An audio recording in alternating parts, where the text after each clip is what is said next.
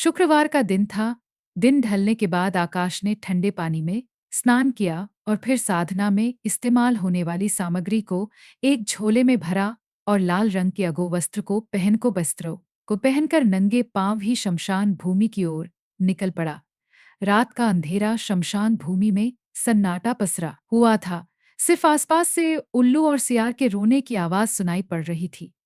शमशान भूमि में नदी के किनारे पहुंचकर उसने एक लकड़ी के पटरे पर आसन लगाया और इत्र की शसी निकालकर आसपास के वातावरण को सुगंधित इत्र से नहला दिया। साथ लाए चमेली के सुगंधित फूलों से उसने कुछ दूर तक सजावट की और अंत में अपने शरीर पर भी इत्र छिड़क कर वो पटरे पर बैठकर अप्सरा साधना के मंत्रों का उच्चारण करने लगा। कहते हैं, सुगंधित वस्तुओं से वैसे भी भूत प्रेत बहुत जल्दी आकर्षित हो जाते हैं।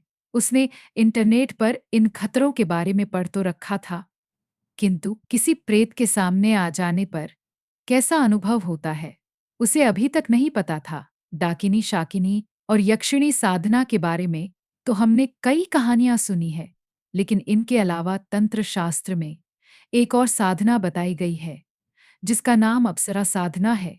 अप्सरा साधना साधना सप्पीनों तक लगातार की जाने वाली साधना है। इस साधना में साधक स्वर्ग लोक में बसने वाली किसी अप्सरा को अपने मंत्र जाप से प्रसन्न करने का प्रयास करता है। जैसा कि नाम से ही स्पष्ट है, अप्सरा एक सुंदर स्वरूप स्त्री है, जो देवलोक में रहने वाली नृत्यांगना है। जब धरती लोक पर कोई साधक 27 दिनों तक विशेष मंत्रों की सहायता से उन्हें धरती पर बुलाता है, तो वे मजबूरन उनके समक्ष प्रकट होती है और फिर अपने साधक को आशीर्वाद स्वरूप उसकी सभी इच्छाओं को प्राप्त करने का वरदान दे देती है। देखने और सुनने में यह सभी बातें जितनी सरल, सुलभ और आकर्षण लगती है, वास्तव में इसका अनुभव उतना ही भयावह होता है। यह लगातार तीसरा हफ्ता था, जब आकाश पूरी रात अपने मोबाइल पर जाने क्या स्क्रॉल कर रहा था। ऐसा लगता था मानो उसे किसी चीज की तलाश हो। दिन तो किसी तरह गुजर भी जाते, लेकिन रातें उसे इतना बेचैन करती कि ये बेचैनी उसकी बर्दाश्त से बाहर हो जाती और वह बस अपने लैपटॉप या मोबाइल पर कुछ ना कुछ सर्च करके पढ़ता रहता। छोटे शहर के बड़े सपने देखने वाले लड़कों के साथ होने वाली यह कोई पहली घटना नहीं थी। आकाश बिहार के एक छोटे से शहर से था। अपने गांव में उसने ना ज्यादा चमक दमक देखी थी, ना ही बड़े शहरों जैसा खुलापन। जब नौकरी के सिलसिले में मुंबई आया, तो वहां की चमक से उसकी आंखें चौंधी आने लगी। तेज गति से भागते शहर में तितलियों से खूबसूरत और आकर्षक लड़कियां, जिन्हें देखकर उसके दिल लखा गधी सी मच जाती। मुंबई आए कुछ ही महीने बीते थे कि एक रोज आकाश की मुलाकात मोना से हुई। मोना मुंबई की आजाद ख्यालों की लड़की थी।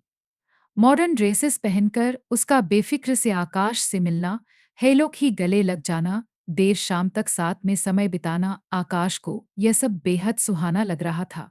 मुना साथ होती तो उसे ऐसा लगता सारी दुनिया के रंग उसकी मुट्ठी में सिमट गए हो। जैसे मुना से मिलकर वो घर लौटता, तो उससे मिलने की खुशी और अलग होने की बेचैनी उसके चेहरे पर छई रहती। दिन यूं ही बीत रहे थे। आकाश एक मेहनती लड़का था। धीरे धीरे उसने काम अच्छे से सीख लिया था। इस में अब उसके पांव जमने लगे थे।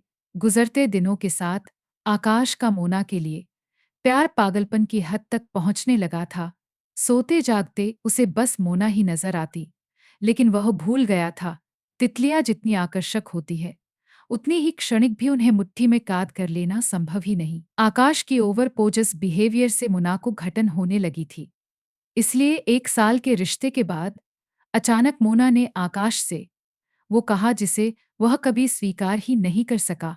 आकाश, I think it's not working, let's move on. Muna जा चुकी थी, लेकिन आकाश के कानों में ये शब्द हथौड़े की तरह प्रहार कर रहे थे। वह मोना के बिना जी नहीं पा रहा था। हजारों बार उसका नंबर मिलाने की नाकाम कोशिश के बाद अंत में आकाश बिल्कुल ना उम्मीद हो गया था। वह सारी सारी रात इंटरनेट पर ऐसे तरीके ढूंढता रहता जिससे किसी भी तरह उसकी मोना उसके पास लौट आए। ज्योतिष से लेकर टैरो कार्ड्स, सबका दरवाजा खटखटाया, लेकिन कहीं कोई उम्मीद नजर नहीं आई। उस रोज आकाश ऑफिस से घर लौट रहा था। तभी उसे सड़क के किनारे लगा एक पोस्टर दिखाई देता है, जिसमें मनचाहा प्यार दिलाने के बारे में लिखा हुआ था। नीचे किसी बाबा का नंबर भी दिया गया था। आज से पहले हजारों आकाश इसी रास्ते से गुजरा था, लेकिन जाने क्यों पहले कभी उसने इस पोस्टर की तरफ गंभीरता से देखा ही नहीं था। आकाश इतना हताश हो चुका था कि उसने फट से उस नंबर को अपने मोबाइल में नोट किया और कॉल लगा दी। दूसरी तरफ से एक आदमी ने फोन उठाया। क्या वाकई आप मेरी मनपसंद लड़की से शादी करवा सकते हैं? हाँ हाँ बेटा, यही तो काम है हमारा, चाहे कोई भी लड़की हो। मात्र 11 दिन में खुद बखुदा खींची चली आएगी, जिसे चाहे अपना बना सकते हो। लेकिन ऐसा कैसे हो सकता है? ऐसा तो संभव ही नहीं है। वह मेरा फोन तक नहीं उठा रही, उसे देखना तो नसीब नहीं हो रहा। आप कहते हो 11 दिनों में शादी करा दोगे? बेटा, सब कुछ संभव है। तंत्र शास्त्र के बारे में जानते हो? हमने डाकिनी, यक्षिणी और अप्सरा सिद्ध की हुई है। हम तुम्हें ऐसी सिद्धि देंगे कि तुम्हारी प्रेमिका खुद ब खुद चलकर तुम्हारे पास आएगी। आकाश को बाबा की बात पर भरोसा नहीं हो रहा था, इसलिए उसने इस बारे में ज़ारे में ज़्यादा बातें नहीं की और फोन काट दिया। कैसी अजीब सी बातें कर रहा था वो बाबा। क्या वाकई ऐसी शक्तियां होती हैं जिसकी मदद से हम जो चाहे वो पा सके? डाकिनी, यक्षिणी आखिर कौन होती है? यह सब आकाश के मन में उत्सुकता पैदा हो चुकी थी। अपनी उत्सुकता को शांत करने के लिए आकाश डाकिनी और अप्सरा साधना के बारे में ग पर सर्च करने लगता है। एक के बाद एक पेज उसके सामने खुलते चले जाते हैं। अगर वाकई अप्सरा साधना जैसी कोई साधना होती है जिसकी मदद से हम सब कुछ पा सकते हैं, तो इससे अच्छी बात कोई हो ही नहीं सकती। बाबा ने सी साधना के लिए मुझसे जीरोन मांगे थे। किसी बाबा की क्या जरूरत है? इतनी इन्फॉर्मेशन है, गपर मैं खुद ही अप्सरा को साधने के लिए उसकी सिद्धि करूंगा। आकाश नहीं जानता था वह किस रास्ते पर जाने की कोशिश कर रहा है। ना तो उसके पास कोई गुरु था, ना कोई पुख्ता जानकारी। हफ्तों तक इंटरनेट खंगालने के बाद उसने अब साधना करने का मन बना लिया था। इस समय मोना को पा लेने का जुनून उसके सर पर पागलपन की हद तक सवार हो चुका था।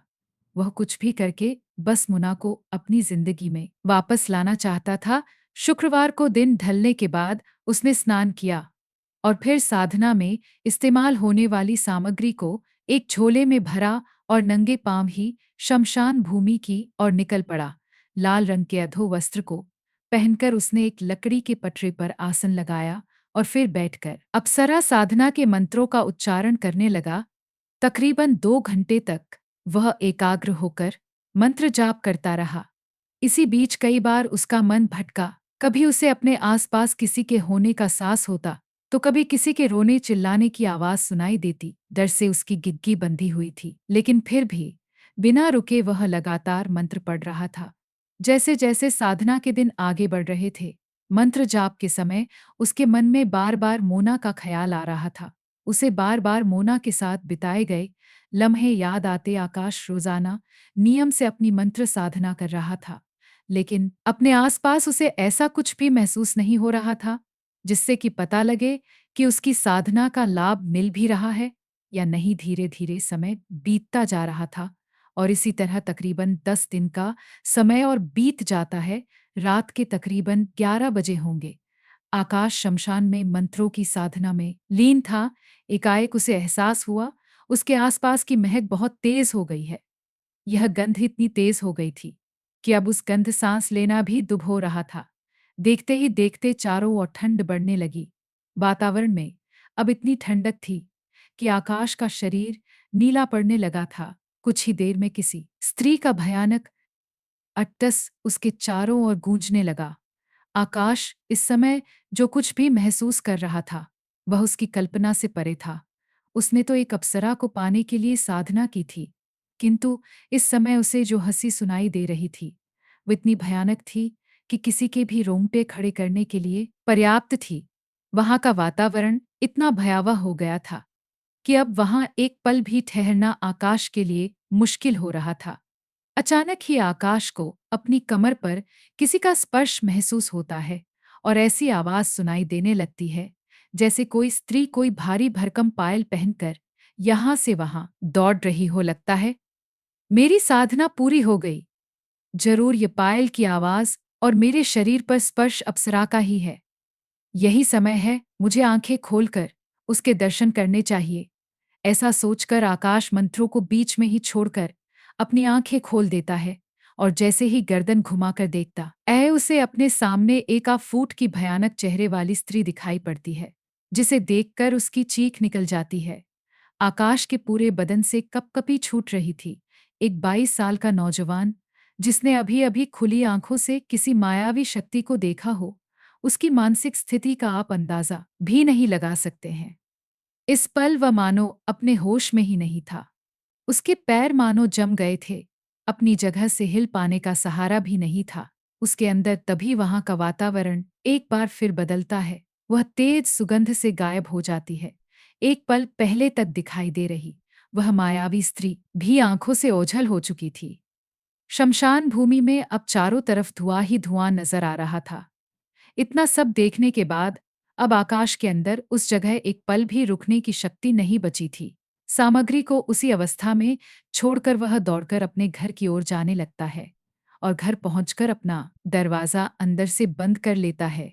उसका दिल अभी भी जोरों से धड़क रहा था। आकाश बहुत बुरी तरह डर गया, लेकिन फिर भी कुछ देर बाद जब वह सामान्य हुआ तो उसने तय किया कि वह अपनी बची हुई साधना को अपने घर में रहकर ही पूरा करेगा। अगले दिन रात के 900 बजे एक बार फिर से वह साधना करने के लिए बैठ जाता है। अभी कुछ देर बीती होगी कि उसे अपना दरवाजा जोर जोर से पीटने की आवाज सुनाई देती है। कुछ देर तक आकाश उस आवाज को नजरअंदाज करने की कोशिश करता है, लेकिन दरवाजा पीटने की आवाज लगातार बढ़ती ही जा रही थी। तभी उसका मोबाइल बजता है। इस बार वह मोबाइल की आवाज को इग्नोर नहीं कर पाता और एक नज़र मोबाइल की स्क्रीन की ओर देखता है। स्क्रीन पर मोना का नाम दिखाई दे रहा था। आकाश को अपनी आंखों पर यकीन नहीं हो रहा था। जिस लड़की को उसने पिछले 2 महीने में ना जाने कितने हजार बार फोन मिलाया था, इतनी रात गए अचानक उसका नंबर मोबाइल की स्क्रीन पर देखकर वह खुद पर काबू नहीं रख पाता और लपक कर फोन उठा लेता है। आकाश, तुम घर पर नहीं हो क्या? कब से तुम्हारे घर का दरवाजा पीट रही हूं, लेकिन तुम दरवाजा ही नहीं खोल रहे हो। मोना की बात सुनकर आकाश अपने आसन से उठ जाता है और जाकर दरवाजा खोल देता है। दरवाजा खोलते ही सामने मोना को खड़ा देख आकाश के आश्चर्य का कोई ठिकाना ही नहीं था। उसे अभी भी अपनी आंखों पर यकीन नहीं हो रहा था। घर के अंदर नहीं बुलाओगे? क्या यहीं से वापस भेजना चाहते हो? प्लीज आओ ना। तुम कहाँ चली गई थी मोना? मैंने तुम्हें बहुत मिस किया, तुम सोच भी नहीं सकती इतने दिनों में मुझ पर क्या क्या बीती है। फिर से तुम नहीं जाओगी ना मुझे छोड़कर? अब आ गई हूं ना, अब कहीं नहीं जाऊंगी। जहां जाएंगे हम साथ में जाएंगे। ठीक है ना? साथ में? अरे छोड़ो ना। ये सब मुझे भी समझ आ गया है कि तुम ज्यादा प्यार मुझे और कोई नहीं कर सकता। माफ कर दो ना मुझे, प्लीज मानो एक सपना सच हो गया था। आकाश का इस पल की खुशी में वह भूल ही गया था कि कुछ देर पहले वह अप्सरा साधना कर रहा था और उसे अधूरा छोड़ आया है। मुना के लौट आने के बाद अब आकाश के मन में आगे की साधना करने की कोई इच्छा नहीं बची थी। अपनी साधना को छोड़ अब वह दिन रात मोना के साथ बातें करने में बिताने लगा। मोना को लौट कर आए 3 दिन बीत गए थे। अब मोना आकाश से मिलने तो नहीं आती थी, लेकिन फोन पर लगातार उसकी मोना से बातें हो रही थी। इधर जाने क्यों हर गुजरते दिन के साथ आकाश की सेहत गिरती ही जा रही थी। एक सप्ताह बीता तो मानो उसके अंदर बिस्तर से उठने की जितनी भी ताकत नहीं बची। बेटे की बिगड़ती हालत को देखकर गांव से उसके माँ बाबूजी मुंबई आते हैं और उसे अच्छे से अच्छे डॉक्टर को दिखाते हैं। तमाम जांच करने के बाद भी मानो उसकी बीमारी किसी भी डॉक्टर की पकड़ में आ ही नहीं रही थी। सुनिए जी, शहर के बड़े से बड़े डॉक्टर भी इसकी बीमारी को पकड़ नहीं पा रहे हैं। कहीं ऐसा तो नहीं ये कोई और ही चक्कर है, तभी डॉक्टरों की दवा काम नहीं कर रही है। तुम फिक्र मत करो भाग्यवान, हमारे गांव का बिरजू यही मुंबई में रहता है। मैं उससे पता करता हूँ। अगर वह हमारी कुछ मदद कर सके तो आकाश के महाबाउस अपनी तरफ से पूरी कोशिश करते हैं और जल्दी ही उन्हें एक सिद्ध तांत्रिक का पता मिल जाता है जहां वे अपने बेटे को लेकर पहुंच जाते हैं। इधर आकाश की हालत बिगड़ती जा रही थी, लेकिन ऐसी हालत में भी वह अपनी फिक्र छोड़कर बस हर समय मोबाइल की ओर देखकर मोना के फोन का इंतजार कर रहा था। बाबा बिल्कुल बावला हो गया है। ये लड़का उस मोना के चक्कर में, मुझे तो कभी कभी लगता है कि उस कर्मजली ने ही कोई जादू टोना करवाया है इसके ऊपर। अरे माँ, तुम भी जाने कैसी बातें करती हो। मोना क्यों जादू करेगी मुझ पर? वह तो महीने पहले ही मुझे छोड़कर चली गई थी, लेकिन मैं नहीं जी सकता था उसके बगैर। इसीलिए मैंने उसे पाने के लिए अप्सरा साधना की, मेरी साधना किया। साधना का फल मुझे मिला और मोना लौटकर मेरे पास आ गई। लेकिन पता नहीं क्यों ना तो अब वो मुझे फ़ोन कर रही है, ना ही मेरा फ़ोन उठाती है। अरे बाबा, ये लड़का पूरी तरह से पागल हो गया है। उस लड़की के चक्कर में कल इसकी ऑफ़िस में काम करने वाला एक लड़का आया था हॉस्पिटल में। बेटा, ये मोना कौन है पता नहीं, क्या जादू किया है उस लड़की ने। ऐसी हालत में भी यह बस मोना मोना पुकारता रहता है, कहता है। अभी सप्ताह भर पहले लौटकर इसके पास आ गई थी, शादी का वादा किया कहती थी, उम्र भर साथ निभाएगी। लेकिन अब 3 दिन से उसका कोई पता नहीं मिल रहा है, ना फ़ोन उठाती है, ना मिलने आती है। आंटी, ये कैसे पॉसिबल है? मोना तो इंडिया में है ही नहीं, यूएस गई हुई है।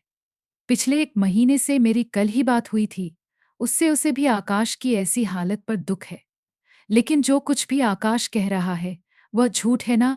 तो मोना इससे मिलने आई, ना उससे कोई बात की, झूठ बोल रहे हैं सब के सब। मैं सच कह रहा हूँ बाबा, मैं आपको पूरी बात बताता हूँ।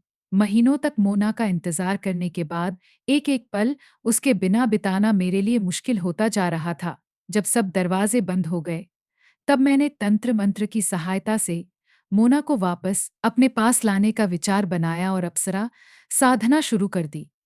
आकाश ने बाबा को अपनी पूरी आती कह सुनाई, बिना किसी गुरु के मार्गदर्शन के तुम इतनी बड़ी शक्ति से उलझने के लिए निकल पड़े। अरे मूर्ख हो, मूर्ख हो तुम। ऐसी ही आधी अधूरी जानकारी लेकर तुम्हें लगा था कि तुम अप्सरा को साध लोगे। तुम जानते भी हो कितनी बड़ी शक्ति के साथ टकराने की हिम्मत की है तुमने। आपके बेटे की मृत्यु निश्चित है।